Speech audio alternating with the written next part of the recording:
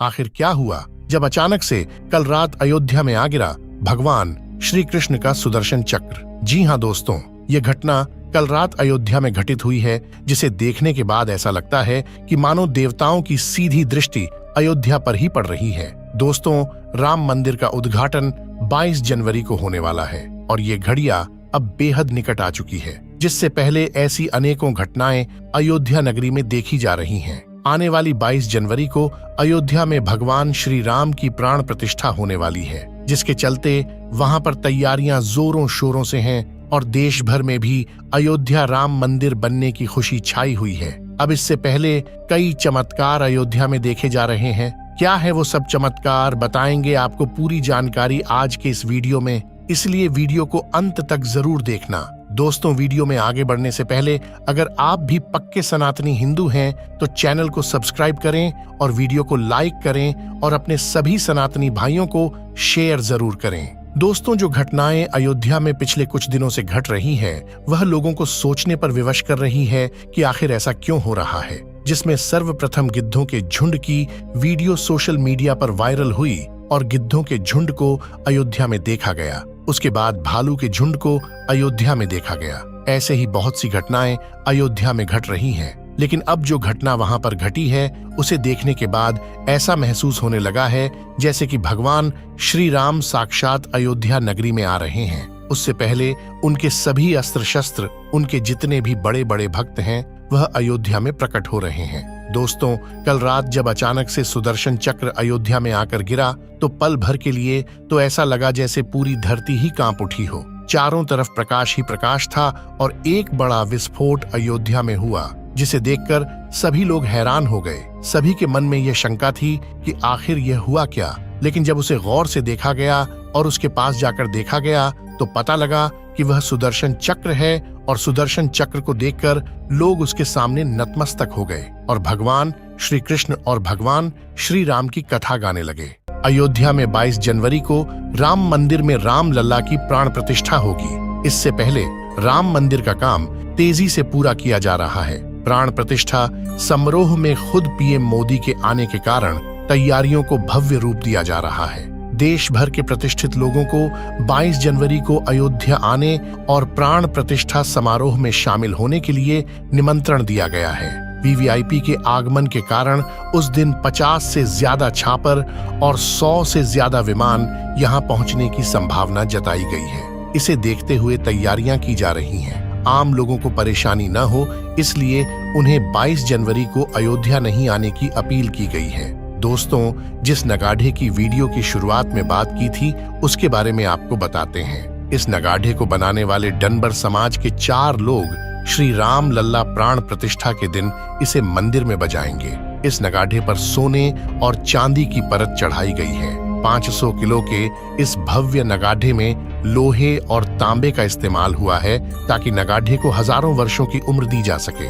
ये नगाड़ा गुजरात से एमपी होते हुए अयोध्या पहुंचा है 22 जनवरी को और उसके बाद इसकी गूंज श्री राम मंदिर में सुनी जा सकेगी। मगर जिस घंटे को राम मंदिर में ले जाया गया है उसको बजाने के बाद उसकी धुन को 2 किलोमीटर दूर तक सुना जा सकता है।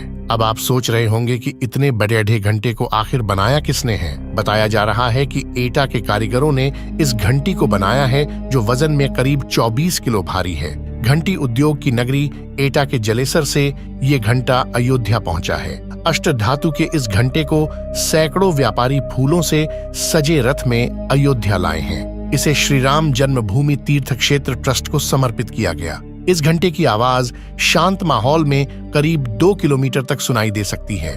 इसके अलावा दोस्तों, श्री राम मंदिर को महकाने के लिए गुजरात के वडोदरा से 108 फीट लंबी धूप बत्ती अयोध्या ले जाई जा रही है। भरतपुर से होते हुए आगरा के फतेहपुर सीकरी और किरावली पर यह धूप बत्ती पहुंची। इसके पहुंचते ही सैकड़ों की संख्या में लोग हाईवे पर पहुंच गए और धूप बत्ती को देखकर जय श्री राम के नारे लगाने लगे। वडोदरा से शुरू हुआ सफर धूप बत्ती की शोभा यात्रा में बदल गया है, जिसका वजन 3110 किलो है, जो इतनी ज्यादा बड़ी है कि बहुत संख्या में लोग सड़कों पर इसे देखने के लिए पहुंच रहे हैं। लगातार कारीगरों ने इस पर 6 महीने काम किया, तब जाकर यह धूप बत्ती बनकर तैयार हुई है, जिसे गुजरात के वडोदरा में बनाया गया है। इसे बनाने में कई प्रकार की जड़ी बूटियों का इस्तेमाल किया गया है।